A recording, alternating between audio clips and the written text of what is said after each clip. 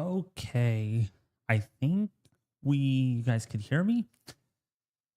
Good evening, everybody. It's David Schlotthauer here in my big weather office. Oh my gosh. Just wait until you see it towards the end of this tropical weather discussion. That's what this is pretty much all about. But of course, we need to intervene the tropics into this too, okay?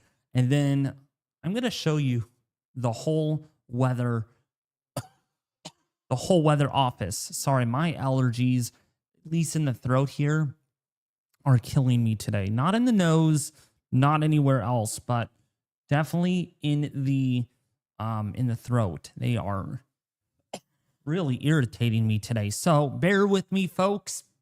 It's that time of the year where allergies are still a problem. But I want to welcome you all here to the live stream. It's an honor. Actually, I'm going to move this up over here so I could actually see chat instead of just second guessing things. What's up, Austin? How are you doing? One only person here. I hope you guys are doing great. Sorry, this stream ended up being really late, starting awfully late than I typically do. Oh, yeah. It's been a long day. I'm getting things set up. That quick transition. Once I got done with my YouTube video today, I just went straight to putting up these monitors, ensuring everything is where it's supposed to be. Yeah, it's been a long day. The long last couple of days while I'm off work, I've been able to upgrade my setup just in time for the hurricane season. So I am really excited to show you all what I have to share with you guys tonight. But before we get to that point, though, we're going to look at the tropics because there's some interesting signals out there on our global models that we need to address. So actually, let's go first and look at the Atlantic satellite imagery while we're looking at chat here. I'm going to try to look at chat at the same time while also doing a tropical discussion for you guys. So as we take a look here at the Atlantic satellite wide, we do have a tropical depression 1E in the Eastern Pacific. By the way, can you guys hear me just fine? Do you want me to turn the mic audio up? If it's too quiet, just let me know in chat and I could actually turn it up here instead of just dingy-donging around with other settings, because I have a road to help you guys with that. If I'm too quiet, just let me know. I got this mic yesterday, so I'm fiddling around with it, loud and clear, up a bit. So turn it up a bit. Audio 1 2 test. Audio 1 2 test. Audio test. All right. So one of you guys are saying I'm too quiet. Let me turn this up a little bit. There we go. All right. I think, we're good. I'm actually in the yellow, almost in the red. So I'm probably going to turn myself down a little bit there. All right. So looking at the satellite imagery here, we can see that we do have that area to watch. Well, tropical depression number 1E. This is actually going to head into near Cabo San Lucas, Mexico, in the Gulf of California. No, that's not a made-up name by our president. Actually, simply saying it is kind of the Gulf because you have that inlet of water. So Baja California, Gulf of California, same thing. And then you have the Gulf over here that also is bear watching in the next couple of weeks, at least in the extended forecast. And I'll show you why that is still the case here. And then, of course, out here in most of the main development region, there's nothing going on other than we have this tropical wave that is approaching Trinidad and Tobago. Yes, we got that tropical wave there. Some dry Saharan dust to the north will ensure that that doesn't develop very much. We got lots of wind shear also kind of cutting across the system too, not allowing for much development. And the background state now is not favorable, but that will change. in the next couple of weeks. So let's go to that. So let's actually switch gears and look at this first, the East Pac first, because that's where we have that tropical depression, winds of 35 miles an hour. It is expected to become Alvin tonight. No, not Alvin and the Chipmunks. Like this. No, we're not talking Alvin and the Chipmunks. So 35 mile an hour winds with this right now. And as we look at this right here, 35 mile an hour winds. Let's click on the experimental cone because this is going to give us even more information, which is really helpful. What the NHC actually provides here. So we can see that it is expected to become a tropical storm tonight. It's going to be Alvin with 40 to 65 mile an hour winds. In fact, if we go and look at the actual discussion, you can see right there, 65 mile an hour winds are anticipated with this system in about 36 hours.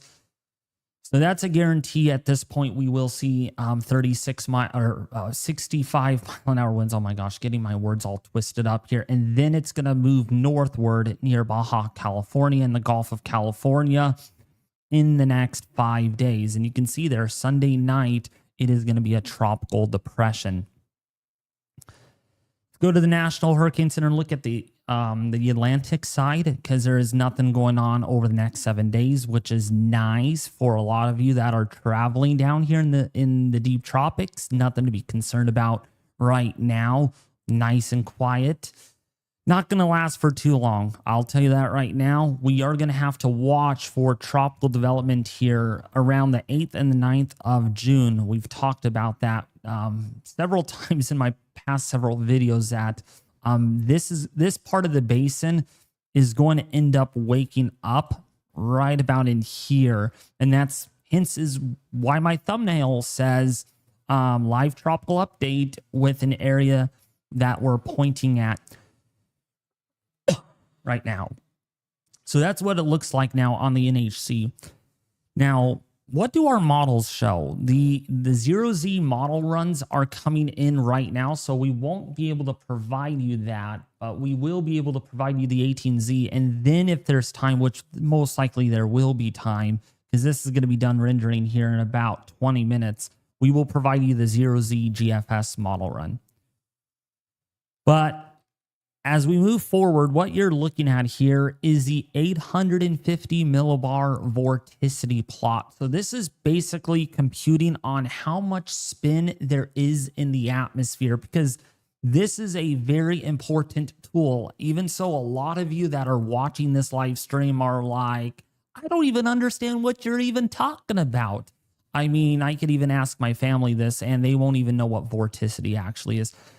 But rest assured, I know what I'm talking about here, and that means I can school you all. So what this shows us is how much spin there is in the atmosphere, right? So if you kind of think about this, how much spin there is. The redder or the color shading is clearly where we have that spin in the atmosphere. And it could simply be faster air to the north of the system, lighter air to the south, and you get this actual spin that comes off the ABC Islands. While this is not very organized, and it looks like they're sulfuring. Great. Hold on a second.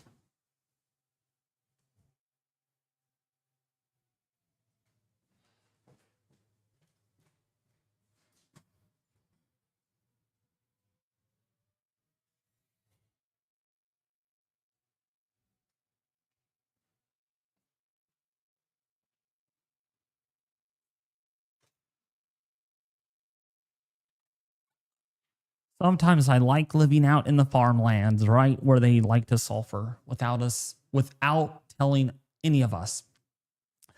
All right, sorry about that interruption. I had to close the windows because, yeah, if sulfur gets in the house, it will burn the heck out of our eyes, our throats. It is actually very toxic. It's not very toxic to breathe in, but it's toxic enough to where you have to close your windows, because if you don't, then you start having breathing problems. They sulfur because to get rid of the mildew in our vineyard because the grapes and stuff. So that's why they're sulfuring tonight. And they don't do it very often. Once a month at least they do it. So I shouldn't have to worry about this after they're done doing the sulfuring. Okay, so with that being said, let's go forward here. You can see in about 150 hours, let's go to 7 days out. So this is for Wednesday next week, not today. This is for June the 4th. June the 4th. We can see this is why we like using this tool, because you can see right down here, we have another tropical depression or tropical system that might be developing, and the models have been indicating this, especially our GFS model has been showing this for quite a while now, that something might develop here in about 7 days and move generally this direction, right along the coast here of Mexico and Tehuantepec. But nothing right now in the Gulf or in the Caribbean in about 7 days. So that's good news, right? Nice, good trade winds blasting through here, bringing dry, stable air, most likely, some Saharan dust even in the mix. Now you can see what ends up happening here in about 10 days. So this is for Saturday, June the 7th. And you can see there is a tropical storm, if not a hurricane.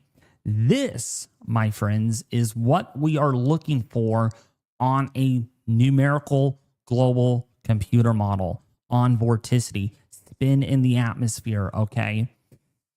This black dot is basically the amount of vorticity, and it's pretty insanely strong there. So that's what we look for on this plot, is entities like that. So, and that gives us an idea that, okay, it might be a hurricane or a tropical storm, and it parallels. But then look what happens. Look what happens. Now, of course, let's not trust the GFS model beyond 10 days. All right, let's use that with word of caution. I've seen people on Twitter saying that the GFS is very inaccurate, and I can believe them, because not believe them 100%, but the GFS model tends to spin up things with for no reason. But there is a reason here, and that's because of upward motion that I'm about to show you here in the atmosphere. So if we go forward, you can see a little bit of something right here wants to spin up right before it hits Honduras, as well as portions there of near Belize and Cozumel. Yeah, there's a bit of spin, vorticity there.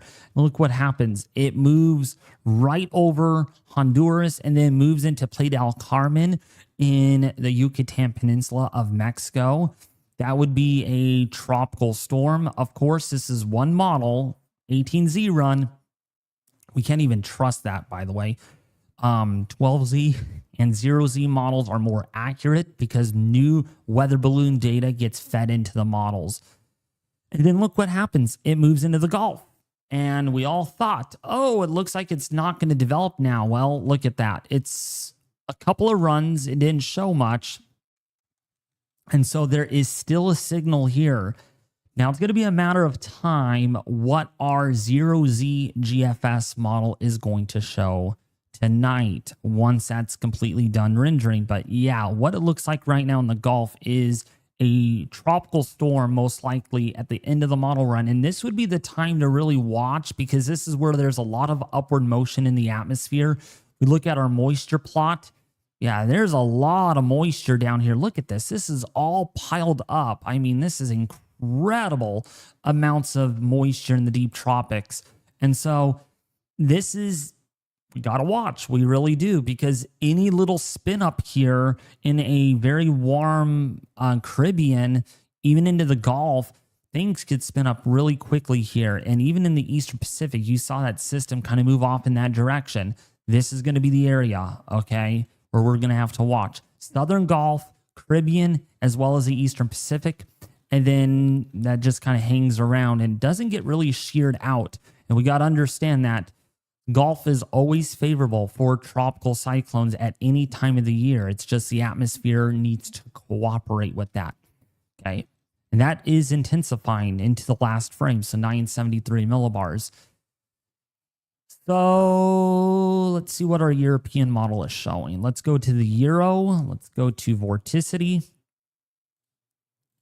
12Z run because that's going to give us the complete run, not the 18Z run.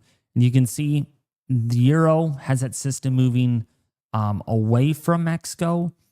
And it really doesn't intensify very much. This might barely become a tropical storm, if anything, in the Eastern Pacific. And then it kind of moves north like that and just gets absorbed.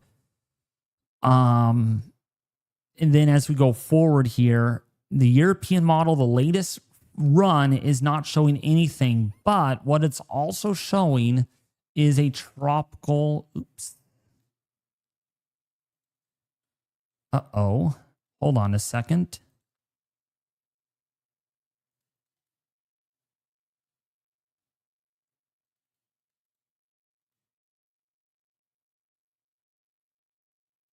That was a little funny. I couldn't click on anything. The computer just bugged out right there. So here is that tropical wave moving over the eastern Caribbean. So some of these Windward Islands, Leeward Islands could get impacted by that wave. Of course, this is 360 hours out, but I'm just telling you, folks, I'm warning you. Westerly flow right here in the low levels, you can see that clearly. And then you get easterly wind that does this, all right? Right in between all of this is where we have that spin, where we have that vorticity, that spin in the atmosphere. And it's only a matter of time if one of these tries to develop and curls around and then kind of loops out like this into the Caribbean and the Gulf within the time frame of June the 8th through June the 12th. Period. Okay, got a deep layer ridge here to the north at 850 millibars. And then, of course, we have the monsoonal trough that's kind of anchored out here. Parts of that monsoon trough go back here, but you get the idea. We're going to need to watch this area.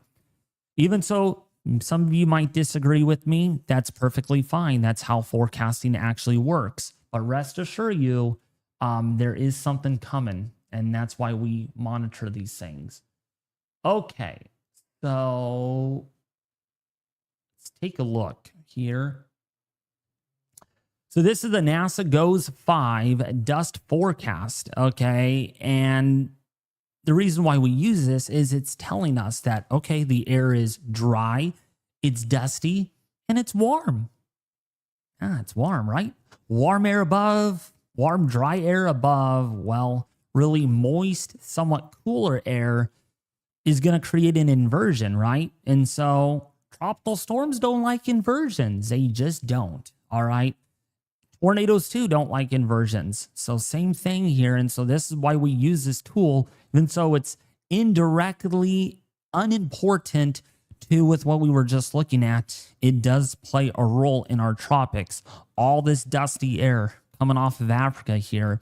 And as we move this forward, we can see some of that dust moves into the Gulf and into the Caribbean. And here's another dust plume that's going to be moving in over the Caribbean over the next 5 days. So yeah, more dirty skies coming to that location. Then the dust kind of whips away.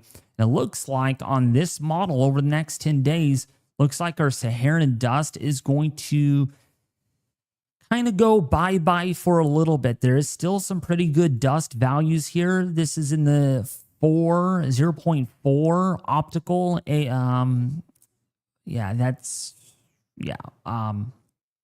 Looks like 0.4 nanometers of dust. So that's pretty good. And then we've got more dust up here, essentially over Northern Africa, where it should be this time of the year.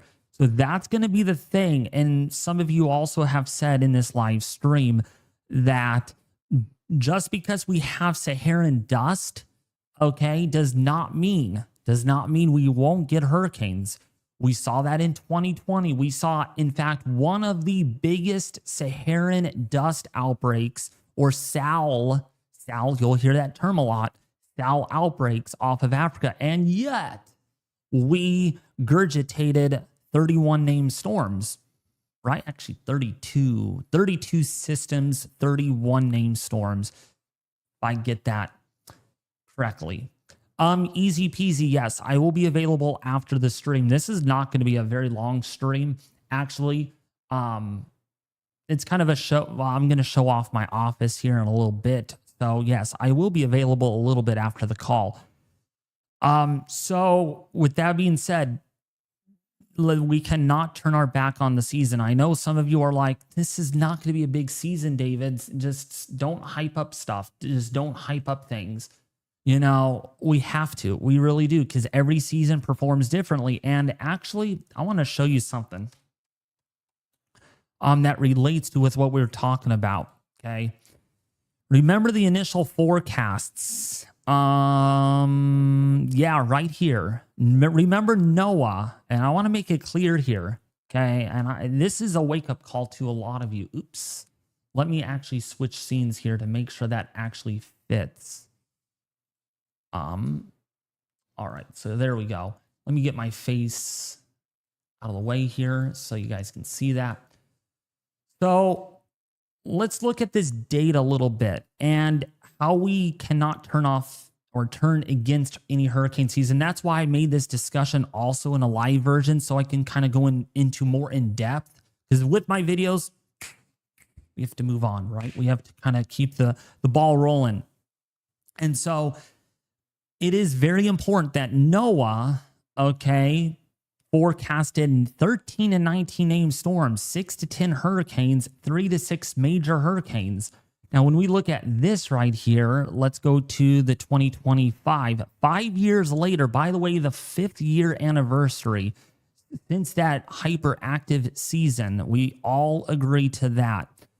Take a look at that. So we can see here, May 22nd, literally, I mean, this was made roughly around the same time too, which is really cool, which is helpful. May 21st here, May 22nd here. And look at what they're predicting. Only one less major hurricane. They're calling for 3 to 5 major hurricanes versus here they were calling for 3 to 6. But hey, it doesn't make really much of a difference. It really doesn't. Pretty much everything here is unchanged. TSR, May 23rd, 16 named storms. See what TSR predicted then. 17 named storms, 8 hurricanes and 3 major hurricanes. Look at 8 hurricanes and 4 major hurricanes. So even so our number of named storms is one lesser, they're predicting more hurricanes and more major hurricanes, if that makes sense. Actually, hurricanes are the same, just major hurricanes is up by 1.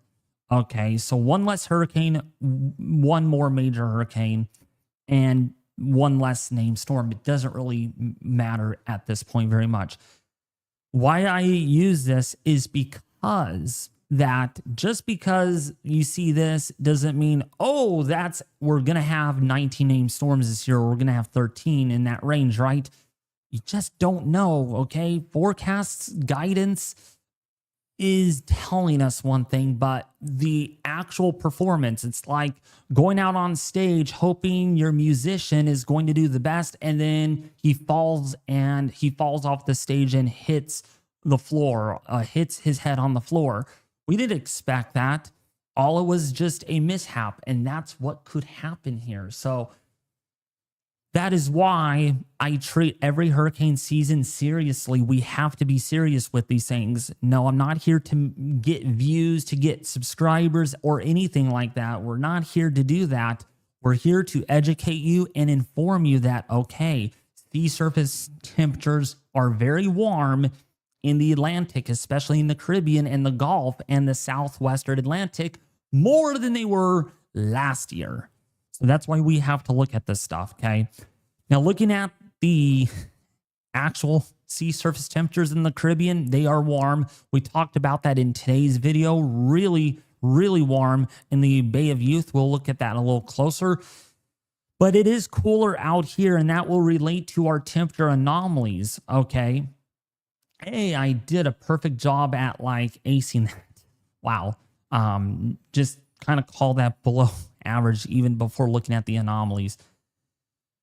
So a lot of you are looking at this and like, whoa, David, though, the deep tropics out here in the main development region are near average to slightly below average, or perhaps a bit on the above average side. And you know what? It's not way below average, right? It's up there. It's just not as high as what we had last year. And I'll tell you what, we had record-breaking sea surface temperatures in the main development region last year, but yet, what was our only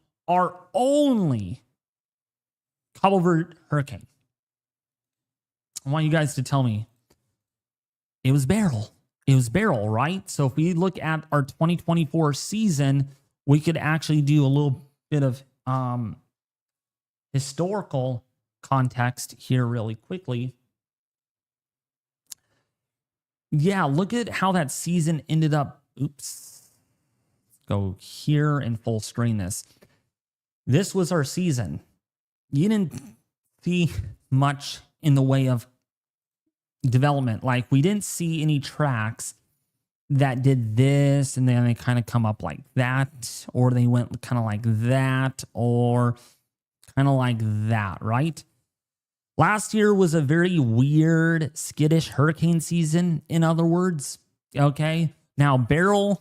Oh, wait, this is 2024, right? Wait, why am I on the 2022 hurricane season? What the heck? Hold on. Wow, this whole time I was showing you guys the wrong thing. Sorry. So, we had quite a bit of development out here. Sorry about that. Other than we had Beryl was a very classic Cabo Verde hurricane that went like that. It was a really long, high ACE producing system. Okay. But you notice any system out here that formed east of 60 degrees west in longitude went out like this. It went out to sea. Okay. So we have to understand that it really depends on the high up here too. That if we have a stronger than normal subtropical ridge up here to the north that is well established, we get systems that do this. Okay. And they don't need to develop right here to move this way. They could develop here and go out to sea like that. Remember Renee developed way out, right, way over here, and then just turn north very soon. So we got to kind of look at that and be like, okay, just because that, let's go back over to this. Just because we don't see development here, okay, here, or even here, does not mean our season is busted. It's not going to be a hyperactive season at all. All right. A lot of people seem to think that if we get development out here, it's a hyperactive season. But guess what? You know where we all live? We live over here. We live over here. Oops, let me zoom in on this. Got to get better at that. Streamline or the Stream Deck will help me out with that once I program it. So you can see a lot of people live over here, and over here. Yeah. So we got to understand that. We really do. All right. Because, I think we're going to have more activity beyond this line. Okay. I think a lot of the storms are the origin points are going to be over here. And they're going to track like this, even like this, and even like that. And some of them may curve out and go along the eastern seaboard. I think that's the type of season that we're actually going to have. That's my personal belief based on our sea surface temperatures out here. Because, yeah, they're below average here, but, they're above average somewhere else. And that's over here in the central Atlantic, southwestern Atlantic, in the Gulf, and in the Caribbean. And yes, I'm being serious. These sea surface temperatures now, this go around, especially in the northeastern Gulf and the western and southwestern Atlantic, are running even warmer than they were last year at this time. So if you thought last year was actually warmer in parts of the Atlantic, this year is even warmer this time of the year than it was last year at this given time. Okay. We have to take this seriously. All right. I know a lot of you are like, just because it doesn't look to be quite as active of a hurricane season, it also doesn't look like we're going to see very low end named storms either. Okay. I think of named storms as the quantity, right? I give you a whole birthday cake. Are you going to eat the whole cake? Just because it looks good doesn't mean you have to eat it, right? I know it's not the best analogy, but what I'm trying to get at here is 16 names or up to 19 named storms. Well, 75% of those could be hurricanes, and 45% of those could be major hurricanes hitting your location. All right. So that's what I wanted to clear up. Number of named storms doesn't matter. What really matters is who gets hit, who's going to get hit. And 60% chances of this season being above average is big enough. It really is. Do you guys have any questions about that at all? Ooh, I wanted to show you this. Actually, I did show you. Wait, did I? I think I just skipped over this. I wanted to show you this because this is actually what I use. The University of Miami, Florida, their sea surface temperature map is actually even more high resolution than anything that you're going to see.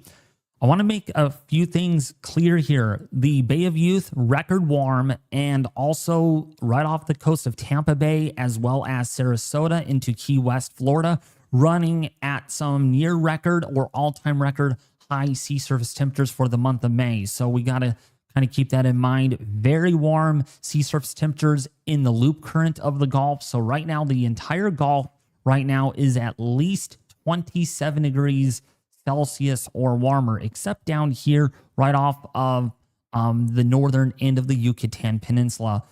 But that's also going to be warming up quickly as we go throughout the warm summer months. Okay, look at the GFS. Okay, let's look at the GFS. Probably not so good, Tanya.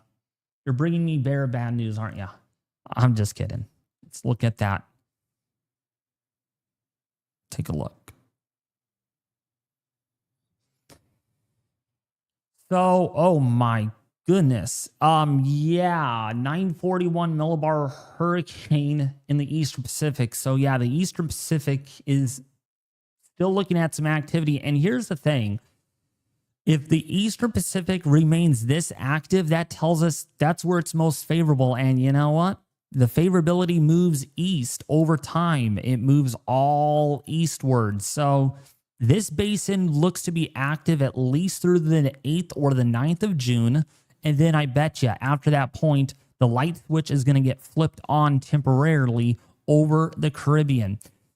Now, this is 312 hours out.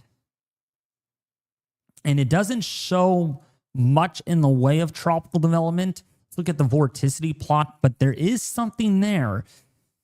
And that's all that matters. There is something there on the GFS. Say that with me, folks, in the live stream right now. Say that. There is something there. We look for, is there something there? Not specific details. We're not here to say there's going to be a mega cane in the Caribbean or in the Gulf, right? We're actually here to tell you that, okay, the signals are there. The signals. Okay? That's what we got to understand. It might be weak on one run. It might be very strong on another run. All right? This is where we're at. Okay? And that's why I'm not done saying that nothing's going to form out there in the beginning of June, or at least kind of mid-ish June is where we're looking at right now. Some people are already turning down that, okay, it looks like nothing's going to form in the early to the middle part of June. It's pretty foolish. That really is. Again, I'm not here to hype up things. I'm not here to cause fear or anything. I've been doing this for a while. I really have, and I'm looking for signals. I'm looking for evidence that supports that something here might form. It doesn't look likely now through the 7th or the 8th of June, but it is going to be bear watching after that point. Right around the 10-day point and beyond is what we got to look at, okay? Because, yeah, this GFS model is really aggressive on our system in the Eastern Pacific, and eventually that activity is going to get over here in the Atlantic side, the Atlantic Basin.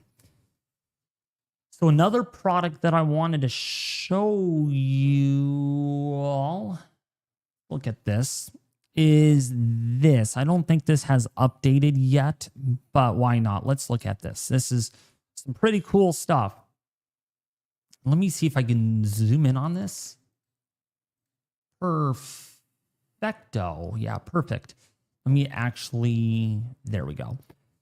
So I think, oh yeah, this did update, right? Yeah, this is the 12Z run. So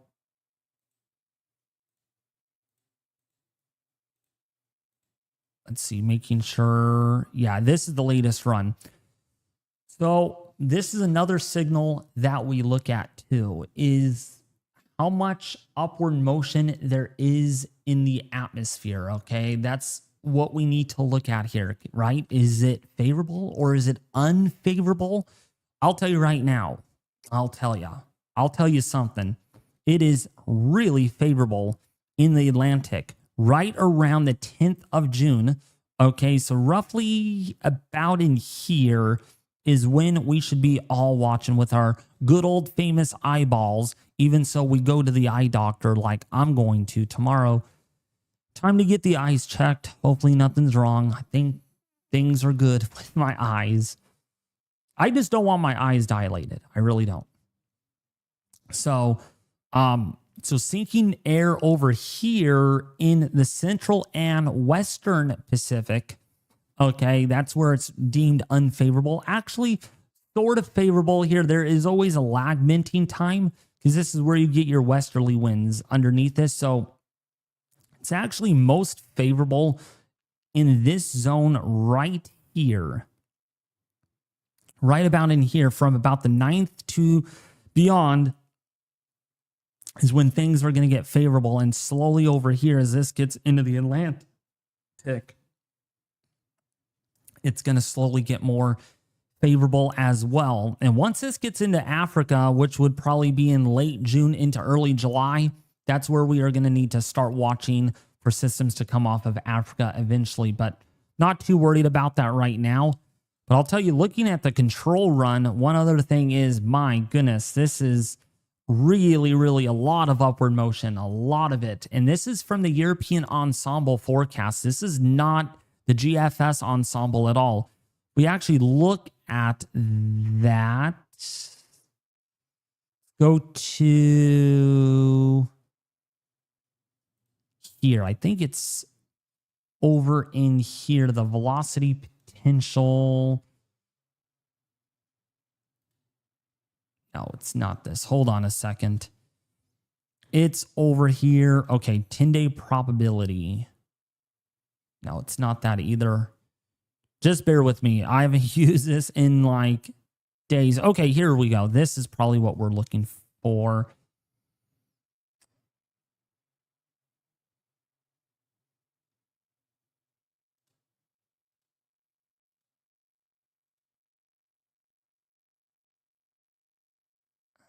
Hold on. Why is this not? Oh, wait. Tropical Atlantic? Hold on. I am trying to figure out. Okay, it's not on this one. It's probably going to be on the 35-day one. Yes. Okay, it's going to be on this one where we should find.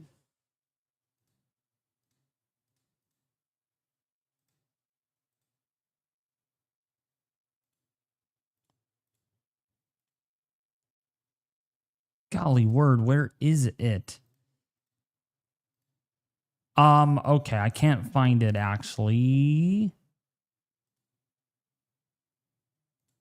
Yeah, it's not going to work. So we'll figure that out later, but that's what it's showing right now is that favorability. All right, do you guys have any questions? Do you guys have any questions? Then we're going to get to the cool part of this, the very exciting part. Very exciting.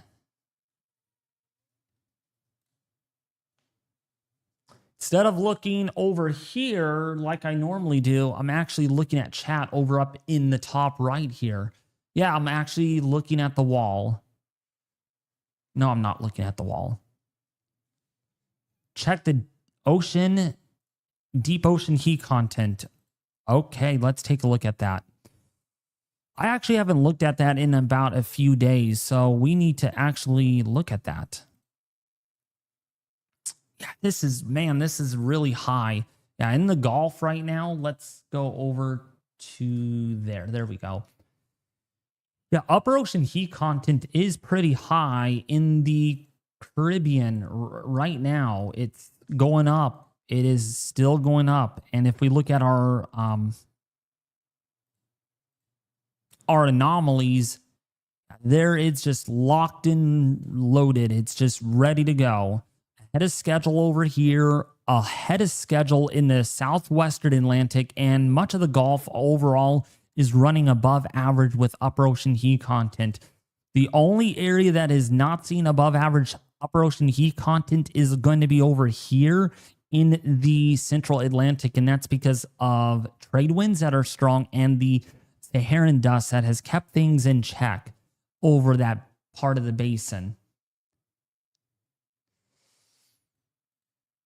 But yeah, we'll see some activity in the tropics in at least around the middle of June, roughly about the 10th of June, the 15th of June. And then probably in early to mid July, we'll probably see more activity given a favorable MJO. And then eventually transitioning that all the way into the Atlantic or into the middle to the end of August. Look at the wind shear for future Pacific storms. Sure. So let's take a look at that. Actually, we can just use this. So let's look at the upper level shear. Yes, so the shear on this system right now, let me switch scenes again. So the wind shear over here is going to be somewhat elevated. That's probably why our system is struggling a little bit, or will struggle here shortly, and then it's going to be moving over some cooler sea surface temperatures, and then the wind shear really abates thereafter with our next systems that are able to develop here. Not a whole lot of vertical wind shear out here in the deep tropics of the Eastern Pacific. Nice, good anticyclonic upper level tropospheric ridge to the north. Looking pretty favorable there for active tropical development. Of course, we can't bring the temperatures up. We can barely bring up those temperatures. They are going to be somewhat above average down there in the Eastern Pacific. Not to mention, though, not related to the tropics, serious, possibly some hurricane force winds along the coast, possibly the worst California windstorm on record right off the coast here of Eureka.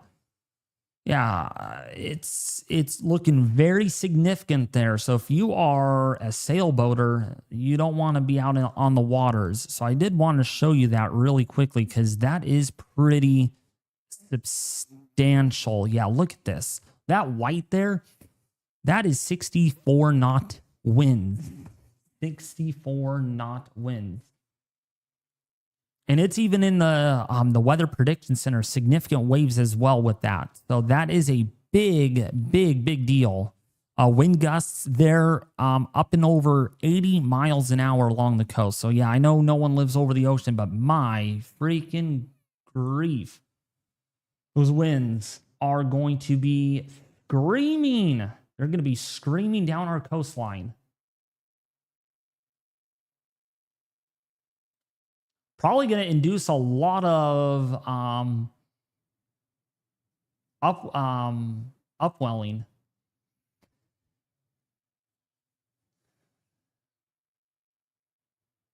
Why that spins off the west coast? What do you mean what spins? Right there. That is because we have a bit of a trough that is going to set up. There is a strong upper level low here. Yeah, right over California. So that's going to help to induce some spin. Don't worry, it's not going to be a hurricane. I mean, the sea surface temperatures here along our coast are in the low to mid 50s, actually upper 40s to low 50s. So not even favorable. just once in a while, you get a very strong pressure gradient. I mean, look at this gradient. I mean, that is a very, very tight gradient between the high pressure off the coast of California. I mean, look at that. That is very, very tight. And that's why you're going to have some big time wind damage, perhaps. I mean, those isobars are crazy. That thermal low is going to really deepen during the day down to about 995, 985 millibars. But models go all over the place on how that pans out, though. All right.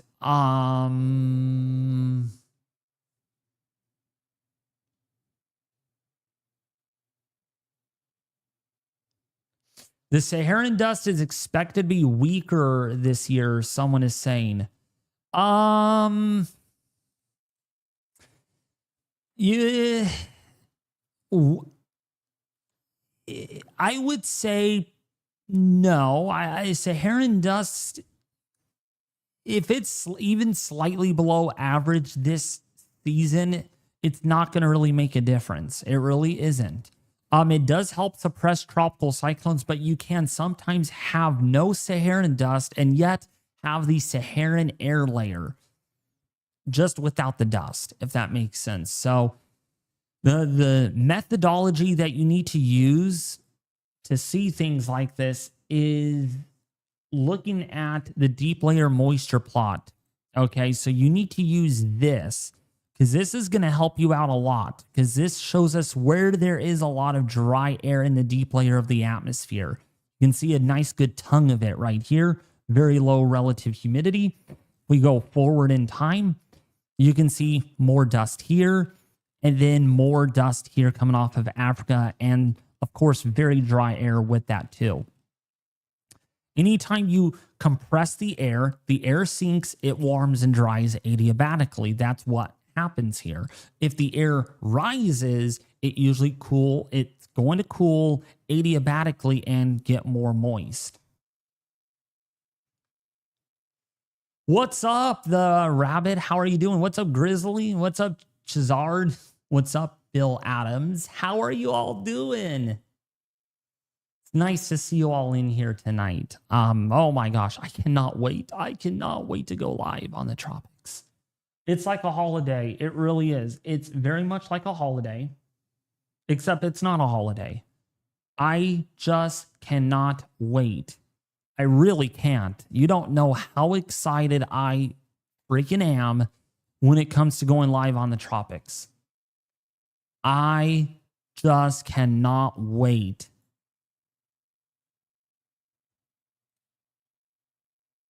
Because yeah, with this setup that I'm about to show you, you're going to be like, holy crap. Oh my gosh, David. You literally were serious about the upgrading because you're only seeing my lovely little face over here. You're not seeing the whole picture.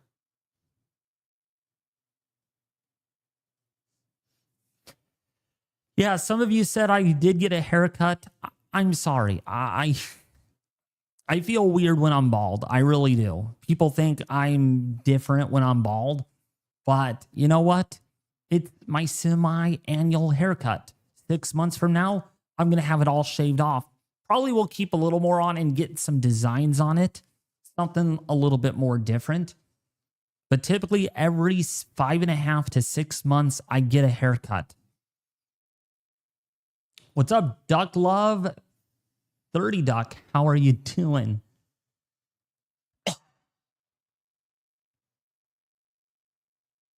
I love you guys. This is amazing. Can't wait. I just can't wait for the day. I hope I don't have to go live on the tropics, because if I have to go live on the tropics, that means we're tracking something very serious and potentially life-threatening.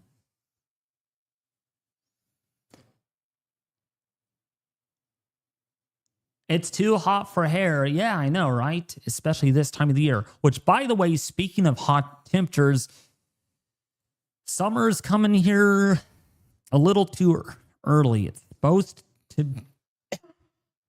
excuse me, it is supposed to be 105 here on Friday. So when I heard about that being 105, I'm like, crap, I got to get my hair cut. No matter what, I got to go get my hair cut. So I literally went to get a haircut just for this heat wave. What's up, Beth?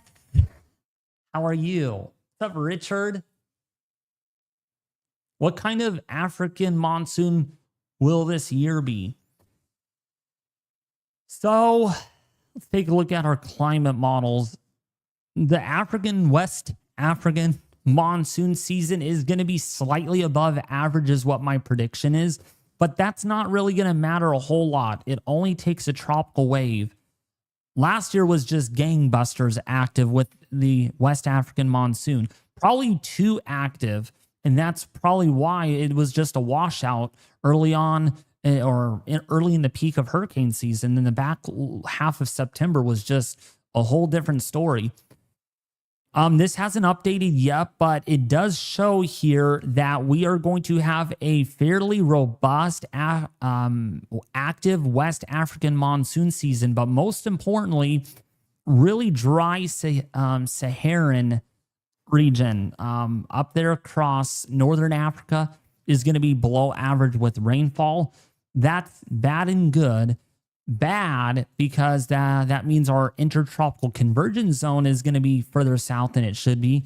And the bad thing too is more flood concerns down here, more flooding. All right. And then of course up here, it's just gonna be dry and hot. And then over here, we'll have to keep an eye on. Rather, if this actually verifies, is probably a little bit on the aggressive side, but my goodness, above average rainfall, which means more tropical waves that are more aggressive, rain producer masterpieces. We might see some out to sea storms, it looks like right here. This is one model. We look at the, let's actually look at another model. Go to that. Let's go to cyclonic. Actually, were you able to even see that? Hold on a second. Oh, is cropped out. Sorry about that. Got to get better at that. Let's take a look here. Climatology. No. Let's go to here. Seasonal. This is what we're looking for. Precipitation anomaly.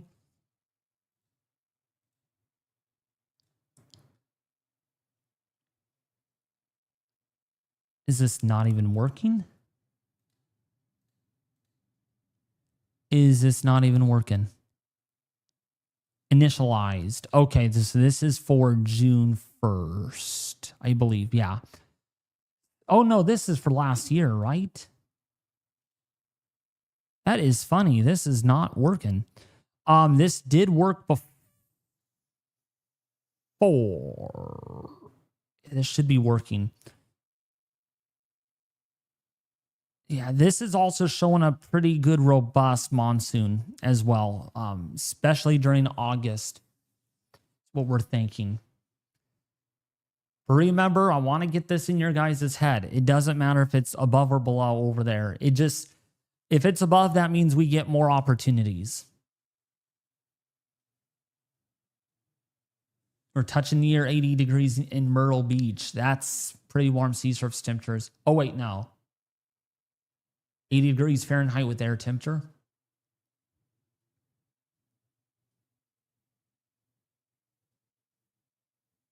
I got a question. Do you think the Gulf will have a storm in around June 10th? There's a possibility. If we look at the models again, let's go back to tropical tidbits. This is fully rendered. So this is showing us that there could be a tropical system developing here, but here's the catch. It is pretty far out, 312 hours out before this even actually comes to fruition, even if it does. Okay. But what we're looking for, Silent Death, is signals. Okay. We're looking for signals in the tropics. Okay. And right now, I'm just saying something Something it has been showing up here on models in this area that I've circled in black. I'm not saying it's going to be a hurricane, a major hurricane, a tropical depression, or a storm. I'm just saying there's a signal. That's all I'm going to say. All right. So with that being said, are you guys ready to see my setup? Are you all ready to see my setup? Before we do that, I got something even cooler to show you.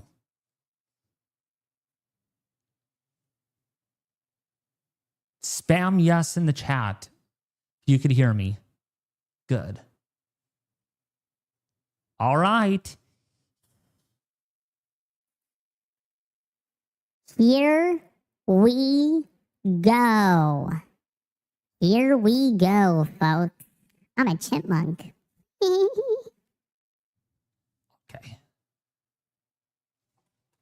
Guys are probably laughing at me, right? Are you guys laughing at me? I hope so, because that was literally funny.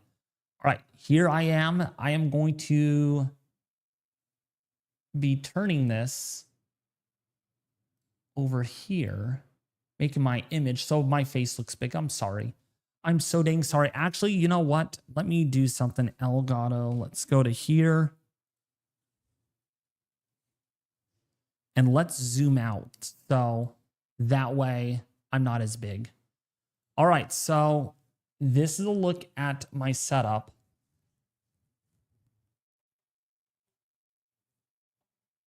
Actually, I cannot move the camera out very much. Hold on. Okay. So screen wants to move on me. This is where it's all happening. This is my setup. So there's my headphone stand right there.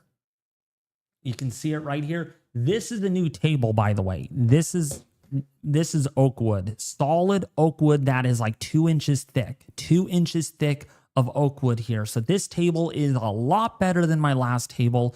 It is a lot stronger, so it's able to hold my stuff a little bit more better. Not that my last table didn't, but it is able to get the job done really nicely. And then of course, here is my stream deck. So you can see I'm going to be adding a lot more to that, making transitions a lot more of a breeze. And then I know it's really, really hard, but there are my 4 monitors. You can see my 4 computer monitors there. And of course, there is my stream health department, just making sure we always have an excellent connection for you all. So that way, if there's anything that goes wrong, I can show it to you. And then, of course, this is what we were just talking about. We were just talking about the tropics. And look at our system right there. And then here's our another system. So actually, let's go back. I'm looking at you. So that's that. Yeah, so this is a really nice table. I really like it. Again, oak wood. Who likes oak wood? I think we all do, as long as I'm not allergic to it, and I'm not allergic to it. So we're good on that. And then, you know where all those funny voices came from? Like this? Do you guys like this? Are you gonna look at? I'm a chipmunk. I'm a little chipmunk. Yes, I sound a little funny, don't I? Or I can sound like a monster. I can literally sound like a monster. Roar! Roar!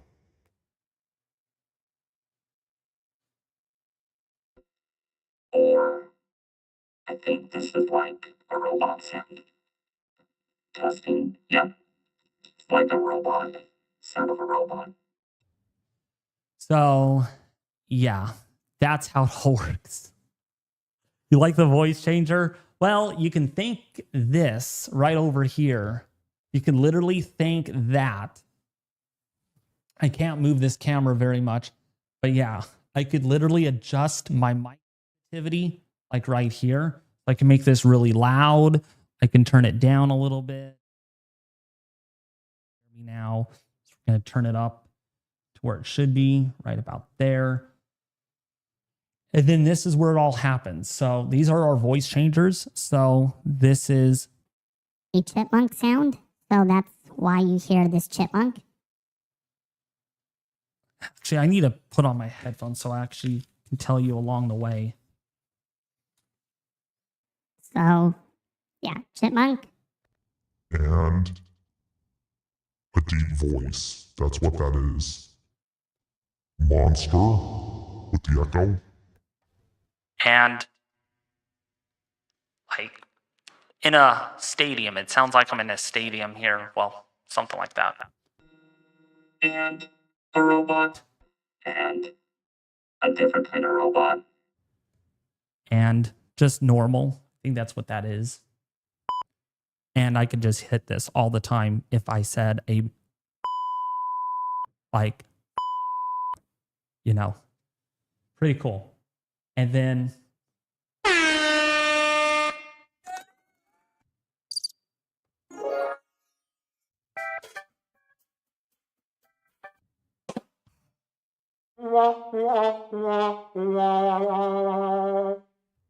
yeah, I can do a lot of stuff. I can do a crap ton of stuff with this. Oops, I'm not gonna put that up. Yeah.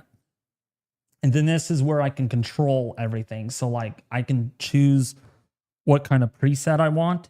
I can hit this and I could hit like, this is mine. So this will make it sound a little bit more bassier versus that.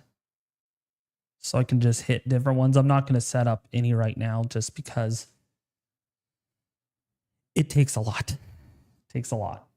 So, and then I can just see what my audio level is. And then if I talk to someone on Discord, I can adjust the audio here too. So if I feel that they're very annoying and they're just trolling or something, I can just say, shut up, and just turn it down like that. Yeah. I'm not going to say how expensive this Rodecaster thing was, but I'll tell you right now, pretty darn expensive. Actually, can't even get the camera back up there. So you guys got to look at me. This is the microphone that I'm using. So this is a lot more better than the piece of crap that I was actually using. Yeah. Like, seriously. Like, the Blue Yeti was a piece of, I'm going to say it. I don't want to say it. Was a piece of, that's what it was. Yeah, this is a cup holder. So I could actually put water, like a jug of water in here and just drink while I'm live streaming.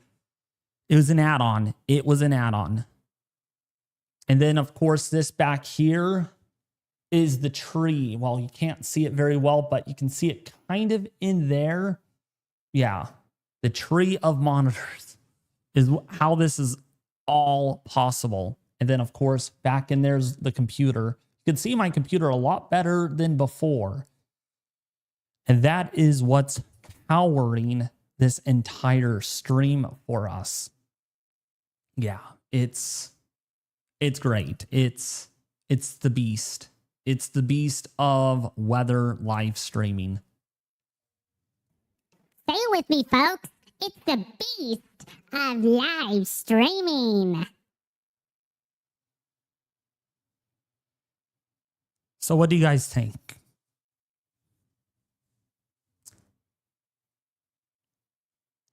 I know this was really late. This is a late live stream. And it's 10:35.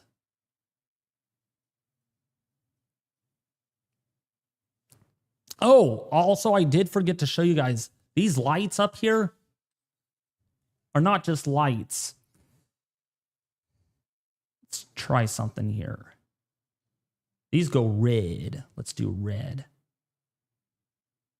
So actually, let's make them really bright because that's where it's, oh, they change color on me anyways. So let's make them red. Yeah. We can make this whole room red if we wanted to.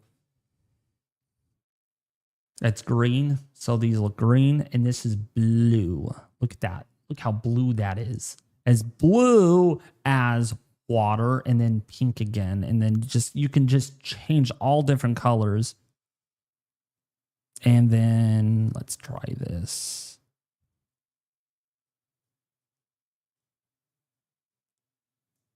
Presets. Okay, here's the effects. So this is going to be lightning. Seizure warning, by the way. And then ambulance. So this is probably what I would be using for like a tornado warning or something. Wish I can customize all of this though. But that's what that is. So I can just do a ton of stuff with this. Hold on, let's turn that off. Okay, come on.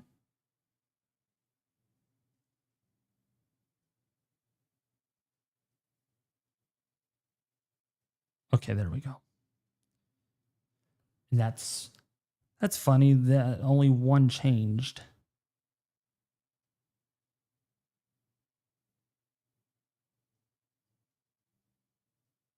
There we go.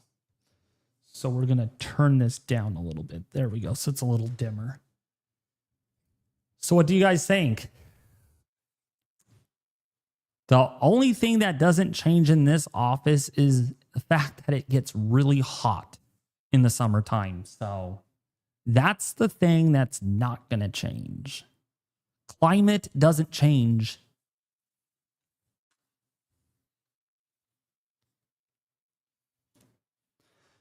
By the way, the headphones that you see me wearing are directly connected to the soundboard.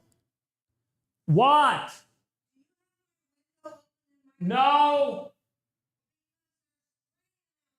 It's closed.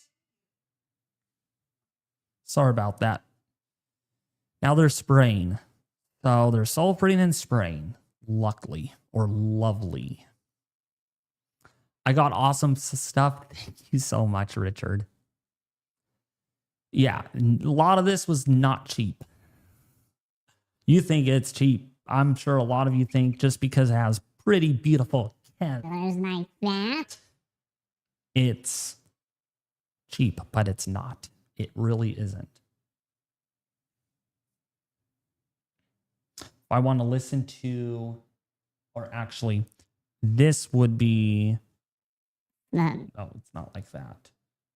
But actually, that's the background music or something. I've yet to kind of figure out what these colors mean in the icons. I just got this thing yesterday, so. Will you be putting any of your stuff in the description box so others can check it out? Yeah, I could do that. I'm sure a lot of YouTubers are going to catch on to this, but guess who's unique? Me. Me. We all are unique.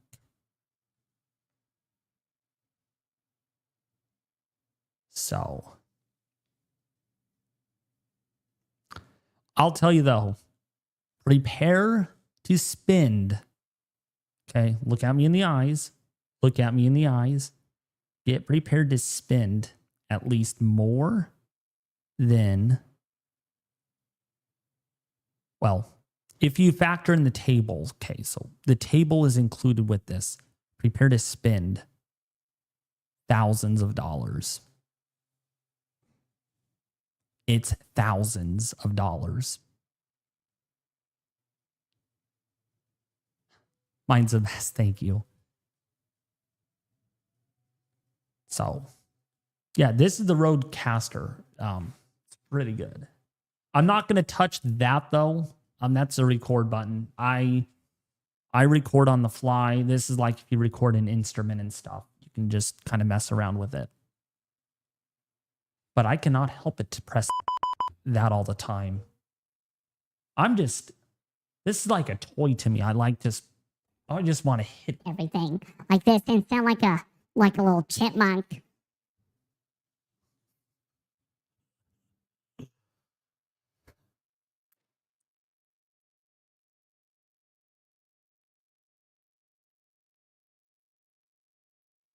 Yeah, easy.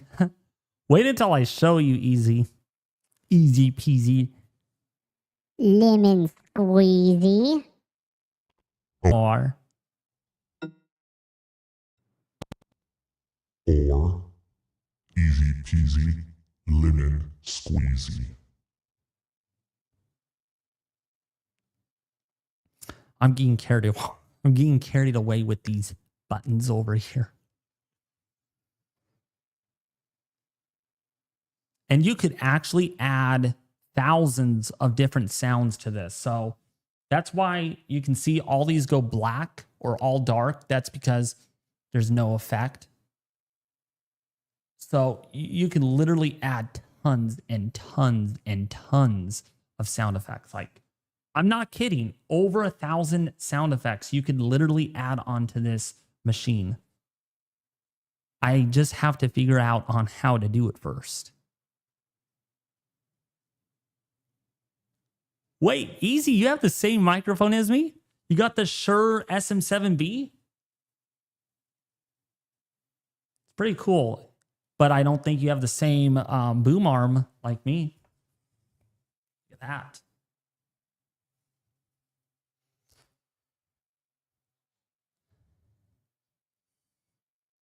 But I just want to say thank you guys for making this possible, because guess what? This is going to help.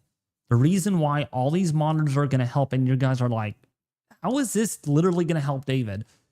Because I can put something on a screen. Just tonight's stream, I have the YouTube dashboard there, but like I could literally just move things. I can just put like, this is actually going to go over here on this other monitor if I get over there. So this is where my stream health department would be. Like, is it running really good? How are people doing and stuff? And then all the other monitors here would be for like, actually, this would probably be where OBS Studio actually goes. And then off my iPad, I would have to use that as the chat section. Yeah, that's why my iPad is right there. Yeah, it's like a scratch pad. So I'm able to run different commands off of that. It's pretty stinking cool. And then the rest of the monitors are for like cameras and stuff. That's why I cannot wait to run my first actual overnight live stream on the tropics. That's going to be like the most exciting thing.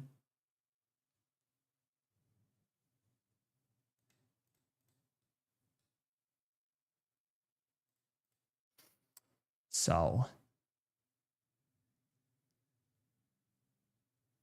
the regular table stand. Oh, so you have a table stand with yours. Interesting. You got to get the, excuse me. You got to get the boom arm. You got to get the boom arm. That's going to add more flexibility. Thank you, Grizzly Gur. Or a grizzly girl. Don't worry, I'm not going to be using that a lot in the live streams because we got to be professional. But like, I just got to show you all. I just got to show off my, yeah. However, the green screens have went bye-bye. So the green screens, unfortunately, are not going to be coming back just because they're a pain in the rear end to move around, and they did end up scratching the floor a little bit. And this is like original flooring. It's like flooring is like as old as the house is, and it's like 80 years old. So I do not want to ruin the floor. So those green screens, they're the screws, or the ends of the screws, would actually, as I would kind of move the green screens across the floor just to readjust them, I would end up scratching the floor. So those are not coming back. But you know what? We don't need those green screens. All we need is this lovely background over here, right there. Look at my sign over there. It says meteorologist. Isn't that precious? Yeah, okay. Some of you might be like, dude, that looks like a house you're in. Who cares? Who cares? Some of the most professional streamers actually do this from their house. I mean, this is as professional as we can get it. Like, I made sure it's clean, it's really good. So, the only difference is it gets hot up here in the summer. Yeah, easy peasy. We'll talk actually right after the stream. Do you guys have any questions about the setup at all? Anything? Oh, you love the chipmunk? So you like this very much. I do sound like a little chipmunk. Hence its name. Alvin and the Chipmunks, with Tropical Storm Alvin in the Eastern Pacific that's expected to develop.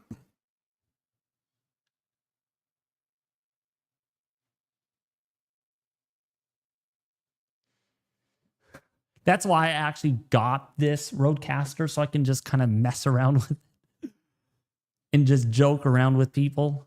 Like, that's really why I got that, because the sound effects, and there's a little bit more freedom with this, with the sliders and stuff, so you can adjust the audio on the fly, so I can sound a lot louder or sound a little bit dimmer. So like right now, I'm sounding a little too loud, so we just turn that down. Yeah, it's this setup. Again, this setup is worth thousands of dollars. I'll tell you, if you're starting a YouTube channel, this will take you at least 5 or 6 years to do. Of course, I didn't do this overnight. I started somewhere back in 2017 on September 21st. I remember just having one monitor and a little junky camera. Yeah, I've been around since 2017. Okay, if you want to be honest, speak honest.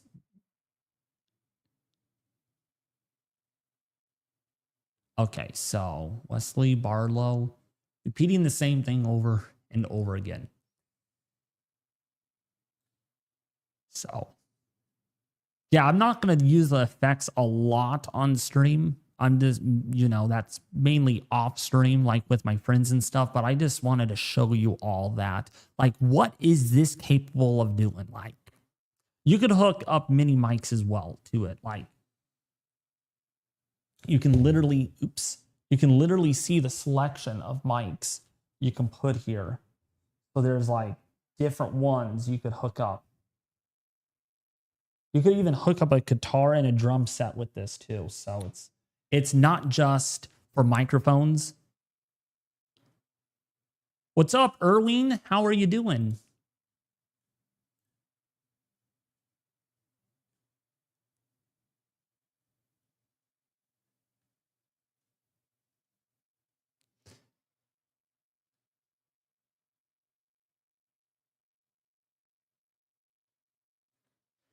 All right. I think it's almost 11 o'clock and it's getting kind of late. So probably going to head off. Talk with Easy for a bit here. I do need to talk to you for a bit, Easy. I really do. So I hope you have at least 15 or so minutes, maybe a little longer than that. All right. I think I'm signing off for the night. But yeah, this is my weather office. This is the full upgrade. This is literally where it's all going to happen. All right, everybody. Thank you for tuning in. I do appreciate your time to being in the live stream, and I will have another tropical weather forecast out tomorrow. However, I am going to the eye doctor at around 2 o'clock in the afternoon, so I don't know how that's going to end up. I am literally going to tell them, do not dilate my eyes. I do not want my eyes dilated. No one does, I'm sure. I got told this person does not dilate eyes, so that should be good. If my eyes do not get dilated, I will be here right away after my eye appointment. I'll probably do another live stream tomorrow just on the tropics because I will be busy in the afternoon, like late afternoon, like about 6 or 7 o'clock. So, but anyways, thank you all for tuning in. I do appreciate your guys' time. Share, like, and subscribe. And I will see you back here tomorrow, possible. It's a question mark because, again, that eye appointment. All right. Peace out, folks. Have a great night.